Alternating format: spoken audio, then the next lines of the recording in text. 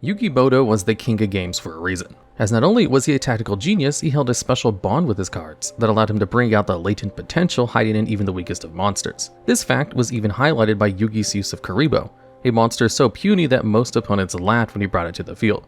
But even when compared to his favorite furball, Yugi played a ton of terrible cards. So today, we're going to look at some of the worst cards in Yugi's deck, how he managed to bring out their potential, and why duels in the TCG have struggled to do the same. And at number 10, we have Brain Control, a surprising entry that allowed Yugi to turn his opponent's best monsters against them. And that's because the anime version of Brain Control lets you pay 800 life points to target and take control of an opponent's face-up monster until the end of the turn, with no other restrictions or downsides. This made Brain Control a busted card in the anime, especially in the hands of Yugi, who showed just how absurd mind control cards can be when using it in a ton of interesting ways. One such way was by using their stolen monster's tribute fodder for the summon of his own boss monster, which removed a potentially powerful monster from their side of the field permanently, while also allowing for Yugi to immediately strike back with his new threat. Another way was by turning the attack strength of those monsters against his opponent, not just by attacking with them, but also attributing them to the effect of Catapult Turtle. But Yugi's most iconic use of Brain Control was definitely in his duel against Merrick's mind-controlled puppet, Strings. You see, in this duel, Merrick had virtually won, as not only had he managed to bring out Slifer the Sky Dragon, he also had an unbreakable wall set up with a Revival Jam, Jam Defender, and Card of Safe Return. This meant that even if Yugi somehow managed to bring out a monster that could defeat Slifer, Jam Defender would cause Revival Jam to take the hit instead. And because Revival Jam would immediately reform and return to the field, it would trigger the effective Card of Safe Return, drawing Merrick 3 more cards and strengthening the attack of Slifer even further. But Yugi had one more trick up his sleeve to break this illusion of infinity: Brain Control, which he activated after attacking with Buster Blader. Merrick initially laughed at the idea because an Egyptian God card was far too strong to be controlled, but Yugi was targeting Revival Jam, which reformed on his side of the field, allowing for Merrick to draw 3 more cards. This seemed like a strange play at first, as it only strengthened Slifer's attack points even further. That was at least until Slifer's second mouth effect was forced to activate, reducing Revival Jam's attack points to 0 and destroying it, only for it to reform again and cause Merrick to draw another 3 cards and for Slifer's second mouth to trigger again over and over. This formed an infinite loop which forced Merrick to keep drawing cards until he eventually decked himself out and lost the duel, thanks to Yugi's clever use of Merrick's mind-controlled monster. And the funny thing is, mind control cards have always been amazingly strong for similar reasons to how Yugi used Brain Control, which is why the card used to see a ton of competitive success, especially because when compared to other mind control cards, Brain Control was one of the best, as it had very few restrictions on what you could take and what you could do with that monster. So with all that in mind, why is Brain Control such a bad card? Because it's been errated to be virtually unplayable in modern Yu-Gi-Oh!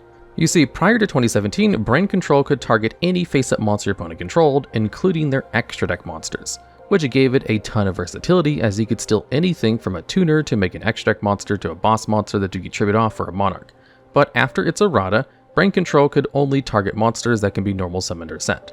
This excludes a bunch of powerful monsters from Brain Control's clutches, but most importantly, prevents you from being able to target extra deck monsters at all. This simple change turned Brain Control from a ban-worthy card to one of the worst mind control options available in the modern era, as most strategies build an end board by using their extra deck tools rather than ending on main deck boss monsters. That's not to say it's impossible for Brain Control to be useful, as there are tons of strategies that end on normal summonable monsters that you could steal with Brain Control, but even then you're better off playing the other, better mind control cards that have a lot more versatility in what they can steal.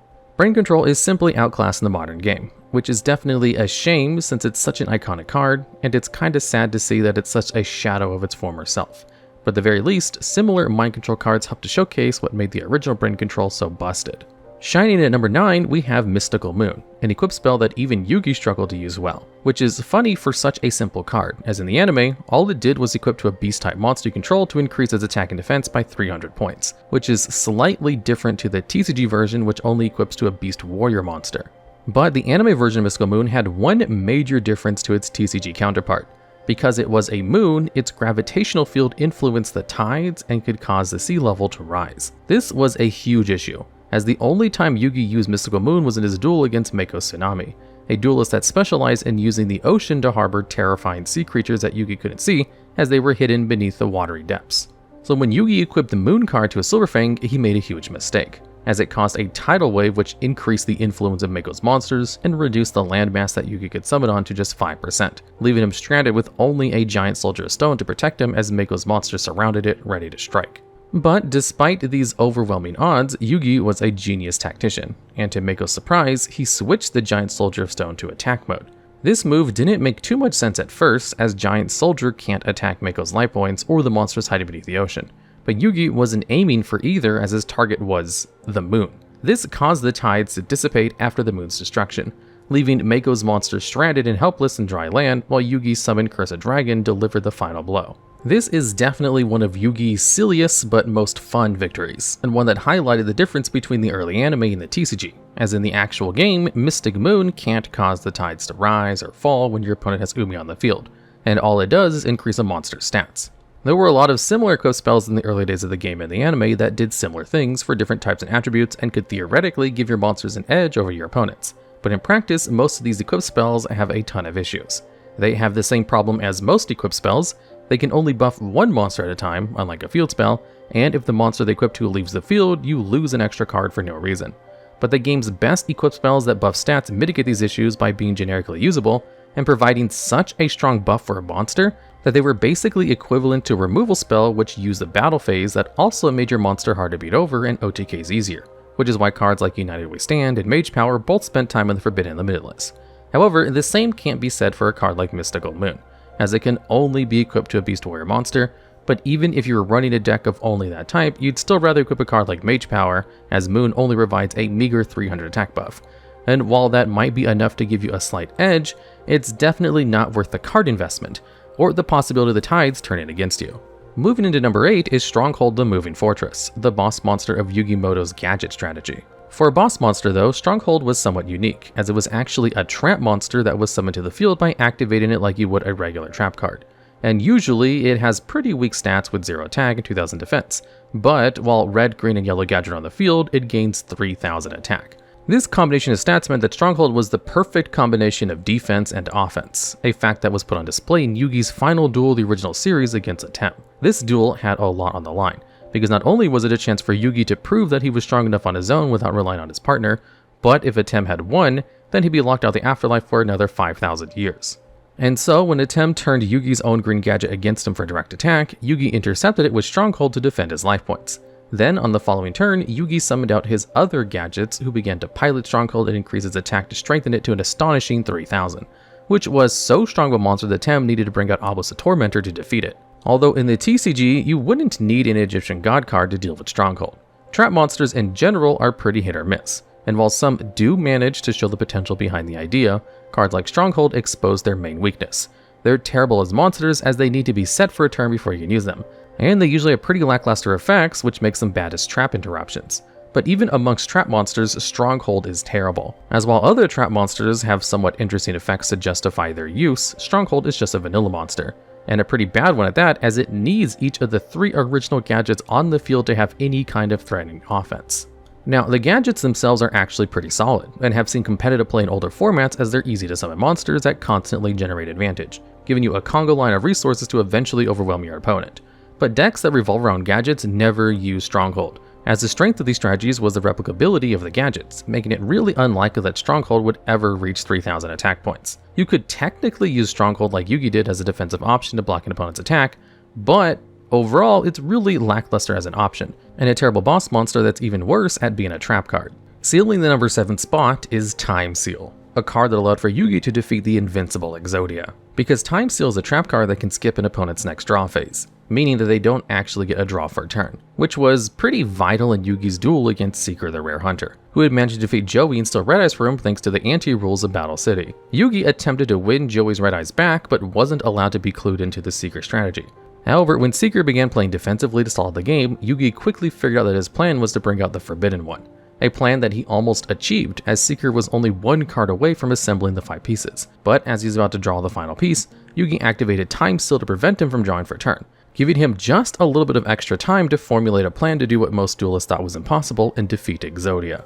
And in terms of iconic moments, Yugi's defeat of Seeker is definitely up there, especially after he tore up his Exodia cards after realizing they were all fake. But the way Yugi used Time Seal actually doesn't work. You see, Time Seal's effect skips your opponent's next draw phase, and because it's a trap card, it needs to be set for a turn before you can use it, so you have to pass turn in order to activate it.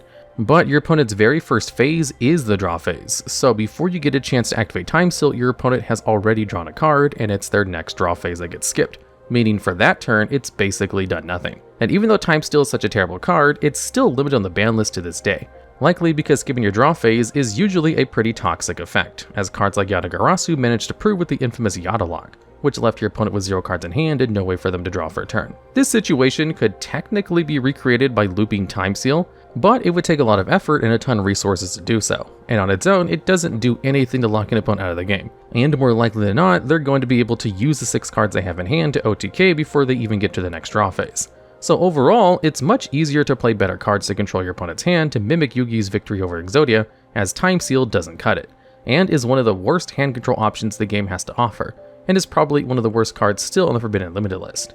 Charging into number 6, we have Battlesteer, a card that proved that maybe his grandpa's deck had a couple of pathetic cards. Battlesteer is a level 5 monster, and so requires a tribute to be normal summoned to the field, and doesn't have an effect since it's a normal monster with flavor text that describes it as a bull monster in the woods that charges at enemies with its deadly horns. Horns that give Battlesteer a pretty mediocre 1800 attack. Now, Battlesteer definitely wasn't a staple of Yugi's strategy, as he actually only used it a single time in the first episode of the anime against Seto Kaiba, where Kaiba showcased his mastery over different types of cards by increasing Sagi's attack to 1800 with the effect of negative energy. This let Kaiba go on a rampage, as Yugi was forced to keep setting his weak monsters for Sagi to immediately destroy them, and one of the monsters that Yugi set happened to be a Battlesteer, which, because of the rules of the time, didn't need a tribute to be brought out to the field. But this might have been a huge misplay, as Battlesteer actually had the same attack as Sagi, so Yugi could have crashed into the clown rather than relying on its worst defensive stat. Although maybe the King of Games was simply 10 steps ahead, as by playing defensively, he eventually survived enough turns to draw the 5 pieces of the unstoppable Exodia and eventually go on to win the duel. Now, Yugi's deck was no stronger than vanilla Beatsticks, but Battlesteer is probably the worst normal monster that Yugi has ever played, and a huge part of that is because Battlesteer is a level 5 monster. This wasn't a problem in the Duelist Kingdom arc, as high level monsters didn't need a tribute to be brought out to the field, but in the actual TCG, it being level 5 meant that in the early days of the game, it was a pretty big investment to bring to the field. And while 1800 attack was pretty big in classic Yu-Gi-Oh!, there were a ton of other high-level monsters with better stats that you would rather spend the tribute on. In fact, even level 4s, monsters that don't require tribute, would eventually go on to have stats that matched or were even higher than Battlesteer's, so it was never worth summoning. And unfortunately, the same is true in the modern day too. Because even though normal monsters have a lot of powerful generic support, most of the support doesn't benefit Battlesteer. Its level is too high to be used with the likes of Unexpected Die. Its type and attribute means that it doesn't really work well with the best decks designed around using normal monsters, and even if you specifically need a level 5 Earth Beast Warrior normal monster, you could just play Rude Kaiser instead, who has a slightly better defense. So overall, it makes sense that Battlesteer is such a forgotten part of Yugi's arsenal, and was so bad that it might have even caused the King of Games to misplay. Peering into number 5 spot on this list is the Eye of Truth, a trap that gave Yugi perfect information on his opponent's hand. And that's because Eye of Truth reveals your opponent's entire hand, but during each of their standby phases, if they have a spell card in their hand, they gain 1000 life points for free. And Yugi managed to show off how valuable hand information could potentially be in his second duel against Seto Kaiba. For Kaiba, this duel was everything. Not just because he was staking his pride, but because winning this duel was the only way he'd be able to save Mokuba from Pegasus' control, which is why he changed up his strategy quite a bit from his first appearance. And Eye of Truth allowed Yugi to expose that strategy, as after activating it, Yugi saw that Kaiba had been holding a Blue Eyes in his hand the entire time. This confused Yugi, as Blue Eyes was Kaiba's ace card, and it didn't make sense for him to keep it in his hand rather than just bring it out to the field. But that's when Yugi figured it out. Kaiba was planning on getting all 3 Blue Eyes to hand so he could bring out this ultimate dragon, an almost undefeatable monster. And so Yugi reorganized his entire strategy to play aggressively to defeat Kaiba before he could bring that monster out. However, even the Eye of Truth was blind, as it couldn't see Kaiba's future draw, Crush Card Virus, which meant that when Yugi destroyed Sagi by battle, every powerful monster in his deck would end up getting destroyed. Interestingly enough, in the TCG, Eye of Truth does let you figure out your opponent's strategy like Yugi, but much like how it went down in the anime, by the time you get to use it, it's probably too late. Hand information as a whole is quite valuable, as with knowledge of your opponent's hand, you know the right hand traps to play around, what deck your opponent is playing, and what type of end board you need to build in order to beat them. So cards that give you that knowledge as a bonus can be amazing, to the point where sometimes, if you use an effect to reveal your opponent's hand, there's a chance they immediately scoop, so that it makes siding more difficult since you don't know what they're playing. However, because the TCG version of the Eye of Truth is a trap card, you don't get the same benefits that you usually would, because by the time you get to activate it, it's already your opponent's turn. So you don't get the opportunity to play well around the cards they have. And even if you steal that knowledge, there are a myriad of better cards that let you see your opponent's hand while recovering cards from it, such as the virus trap cards. So as a whole, Eye of Truth does virtually nothing. And while it can make you feel as smart as Yugi when you understand your opponent's strategy, it's likely that your opponent already has what they need to take you down. Focus at number 4 is Marshmallon Glasses, a continuous spell that proved vital in Yami Bakura's defeat. These glasses cover the eyes of your opponent's monsters, and make it so that while Marshmallon is on the field, they can't see its friends and can only attack Marshmallon, which is pretty fruitless as Marshmallon can't be destroyed by battle. And in a strange way, Marshmallon and their glasses represented Yugi's desire to protect his friends above all else, which is why he refused to give them up to get the Pharaoh's real name, and why Marshmallon appeared to Yugi in his imagination duel against Bakura, where all cards both players drew were born from their imagination. And in this duel, Marshmallon acted as an indestructible barrier, but was even stronger when paired with Marshmallon Glasses, as with both on field, Yugi could guarantee the survival of his other monsters, such as Silent Magician and Silent Swordsman, two monsters that started out weak, but if protected, would eventually level up into overwhelming boss monsters that go onto Bakura's demise. All of this was made possible thanks to Marshmallon's protection, which perfectly mirrors Yugi's main motivation of trying to protect things he valued most, and what he wished for when he finished Millennium Puzzle, his friends. And funnily enough, in the TCG, Marshmallon actually did a pretty good job of embodying this spirit, as in the early days of the game, it was a genuine defensive wall that was quite difficult to remove, and its 1000 burn was pretty substantial. It made it a great stall tool in burn strategies. The same can't be said for Marshmallon Glasses though. Preventing your other monsters from battle can be a positive effect in theory, but in practice, these glasses are entirely reliant on you already controlling Marshmallon, and on its own, it literally does nothing. But the worst part is that Marshmallon Glasses has some anti-synergy as well. You see, in order to get the most out of Marshmallon, it's best to set it on the field in face-down defense position, which protects you from battle damage, and can also cause your opponent to trigger Marshmallon's burn if they attack into it.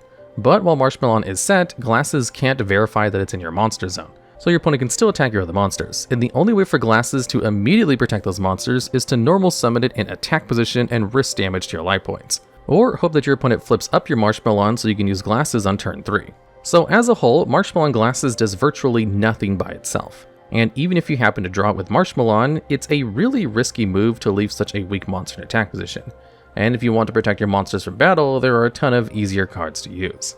Slash into number 3 is Dark Flare Knight, a symbol of the unwavering bond held by Yugi Muto and Joey Wheeler. And that's because Dark Flare Knight is actually a fusion between both of their ace monsters, Yugi's Dark Magician and Joey's Flame Swordsman. You don't take any battle damage from battles involving Flare Knight, and if it's destroyed by battle, its Blazing Heat summons out Mirage Knight, a monster that can only be summoned by the effect of Dark Flare Knight. And when Mirage Knight battles, it gains attack equal to the original attack of the monster it's battling.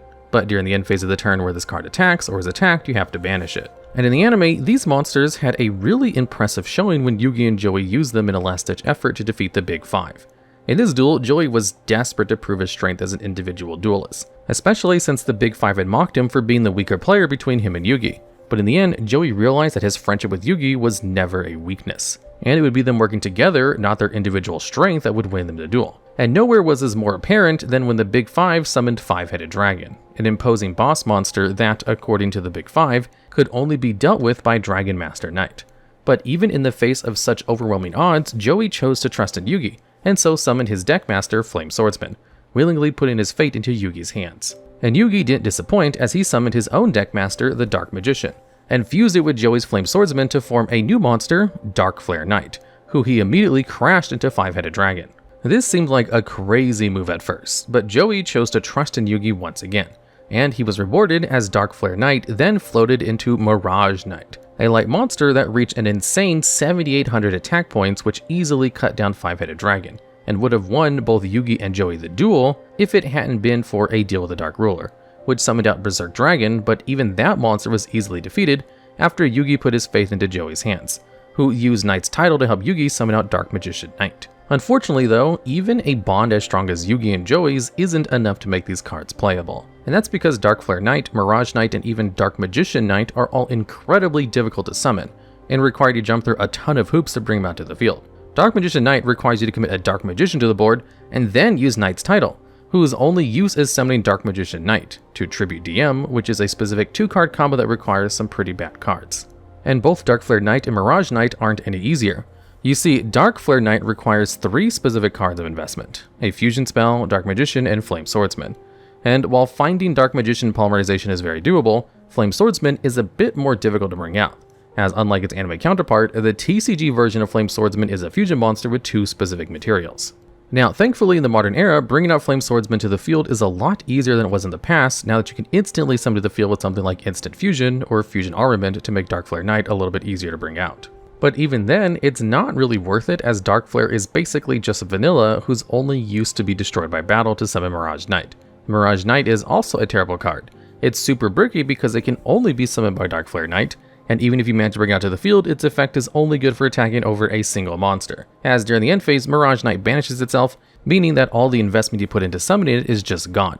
Thankfully, the strength of Yugi and Joey's bond is better represented in the TCG by Red Eye's Dark Dragoon, because otherwise Mirage Knight, Flare Knight, and Magician Knight don't really have the strength to convey the power of their friendship. And drawing into number 2 is Card of Sanctity, one of Yugi's strongest comeback cards, but not the TCG version of this card, which can draw 2 cards but forces you to banish every other card in your hand and field to do so. Meanwhile, the anime version of the card is a lot better, as instead it causes both players to draw until they have 6 cards in hand. And so in the anime, whenever Yugi was low on cards in hand, or needed a specific combo to escape a situation, Card of Sanctity came in clutch to give him the cards he needed in order to stage a comeback. And this came up a number of times in some of the most important duels, but it was Yugi's duel against Noah Kaiba where we got to see how powerful drawing 6 cards could truly be. In this duel, Yugi had picked up from where the defeated Kaiba had left off, and combined both of their decks to take on Noah. But Noah had Yugi on the ropes, as no matter what he did, Noah always seemed to have a counter ready and used his spirit monsters to whittle away at both Yugi's life points and card advantage. And to make things worse, Noah also began to turn Yugi's friends into stone for every turn he couldn't defeat him. This made Yugi feel like things were hopeless, as not only were his friends suffering for him, but he felt like there was no way for him to possibly win the duel. Until the other Yugi invited Yami inside of the puzzle, where the memories of his friends encouraged him to fight on, which gave him the strength to draw Card of Sanctity and draw 6 cards to fight back with their hopes and dreams. And the cards he drew turned out to be the specific 6-card combo he needed in order to defeat Noah. First, he activated Polymerization and fused together 3 of Kaiba's Blue Eyes to form the Blue Eyes Ultimate Dragon. Then he used Quick Attack so Ultimate Dragon could attack that turn and destroy Hino Kagosuchi. And last but not least, Yugi used Defusion to summon out 3 Blue Eyes from the graveyard and OTK Noah by using all 3 to attack him directly and win the duel. Now, a 6-card combo like this is rarely going to happen in the TCG, but this moment manages to show off how busted the anime version of Card of Sanctity is, as each individual card you draw in the TCG has the potential to turn the duel around in your favor. And for a lot of decks, especially in the modern era, it's pretty easy to empty out your hand so that you draw a ton of cards for free, so it makes a lot of sense that the TCG version of Sanctity would end up being nerfed. But there is no bigger downgrade in Yu-Gi-Oh's history, as the TCG Sanctity was made to be downright unplayable. It does still draw you 2 cards, but those 2 cards require that you banish your whole hand and field. So in the best case scenario where you only have to banish Sanctity from the field and a card in your hand, you're going card neutral, and at worst case scenario, you're banishing all of your resources just to draw 2. Drawing 2 cards can be strong, which is why a lot of similar cards have spent time with Forbidden Limitless. But in most cases, the cost of Sanctity far outweighs its potential benefits. And even if you're a deck like Thunder Dragon that can technically gain advantage from their cards being banished, these decks have easier, less resource-intensive ways of banishing the cards they need. So even though the anime version of Sanctity was busted, the TCG version is one of the worst draw spells ever printed, as even decks that can gain something from their cost would rather play a better consistency tool. But even with how bad Card of Sanctity is, there's still one more card that Yugi played that's almost impossible to use. And aging into number 1 is Dark Sage, a Dark Magician that has been aged by 1,000 years by the effect of Time Wizard. And that's translated to be its effect, as Dark Sage can't be normal summoned or set and must first be special summoned from your hand or deck by tributing a Dark Magician you control after calling the coin toss of a Time Wizard correctly. And if you manage to summon it, you can add any spell card from your deck to your hand. This effect is actually amazing, but it was so difficult to summon that even Yugi was only able to bring it out once in his Duelist Kingdom duel against Joey. This duel was a love letter to the pair's rivalry and friendship. Both players knew that the other was fighting for their family, but out of respect for their bond and honor as duelists, they refused to hold back against one another, and gave us one of the most iconic and heartfelt duels of the series where we got to see Yugi treat Joey like a true opponent, and just how far Joey had come thanks to Yugi's help. In fact, Joey almost managed to defeat Yugi, and used every one of the lessons that the King of Game had taught him to leave him with just a Dark Magician on the field, And so when he drew Time Wizard, the card that Yugi had gifted him on day 1 of Duelist Kingdom that had allowed Joey to win so many duels prior, he decided to leave it up to fate to determine who the winner would be. And luck smiled on Joey, aging his baby dragon into Thousand Dragon, and causing Dark Magician to turn into a frail old man. This shocked Joey, and he couldn't believe that he was about to beat his friend, and so attacked with Thousand Dragon to win the duel. But luck was no replacement for the intense amount of knowledge that Yugi held, as he revealed that Baby Dragon wasn't the only monster that transformed under Time Wizard. And because of the passage of time, Dark Magician had gained knowledge of all spells to become Dark Sage, which meant that he could stop Thousand Dragon's nose breath with Makyu. And with tears in his eyes, Yugi used Dark Sage once again to add Monster Reborn to his hand to summon Black Skull Dragon and attack for a game, only for Joey to smile and accept his loss, thankful that his friend never held back against him and gave him a chance to prove that he was a true duelist. But understandably, this victory was upsetting to a lot of people, as everything seemed like it was building up towards Joey's win so that he could save his sister, only for that illusion to be shattered because in effect he could have never have known, to the point where some people jokingly say that Yugi was playing the long game and intentionally gave Joey Time Wizard, knowing that someday he'd use it to defeat him. This definitely wasn't the case, but when you look at how terrible the TCG version of Dark Sage is, it's pretty easy to see how someone could reach that conclusion. Now, if you actually get to summon Dark Sage, its effect is blatantly overpowered, as there are a ton of busted spell cards in Yu-Gi-Oh! And getting to search any of them on summon gives you a bunch of incredible options that can give you such an overwhelming advantage that it'll just win you the game on the spot. Which is why Triple Tactics Thrust, a card that can search out any normal spell or trap card, sees a ton of competitive play. But the issue with Dark Sage is that there's no guarantee that you'll summon it. You need to invest the resources into summoning both Dark Magician and Time Wizard to the field. This can be difficult to do, but isn't impossible. But the real difficulty is that you need to call Time Wizard's coin toss correctly, which no matter what you do is always going to be a 50-50 chance. Call it correctly and you get access to Dark Sage and its busted effect, but call it incorrectly and your entire field gets wiped by Time Wizard, and you take a bunch of burn damage and Dark Sage remains sleeping in your deck as a useless brick that can't be summoned through any other means. Now, theoretically, there are a number of ways to almost guarantee that you can summon Dark Sage by setting up an infinite loop to keep bringing both Dark Magician and Time Wizard back to the field each time you fail. But these combos are so fragile and jank that they'd never be considered in most decks. And strategies that use these kinds of loops would rather just FTK you straight away than summon a terrible boss monster. So while Yugi has played a lot of useless cards throughout the series that do almost nothing or are even a detriment to his strategy, there's no doubt that Dark Sage is the absolute worst, because despite how good its effect is, it's almost impossible to summon and never worth the investment, which is why Yugi never summoned it out again across the entire series. Alright, and that's the list. Yugi played a lot of terrible cards because the game was just still in its infancy, so it was quite difficult to bring this list down to just 10.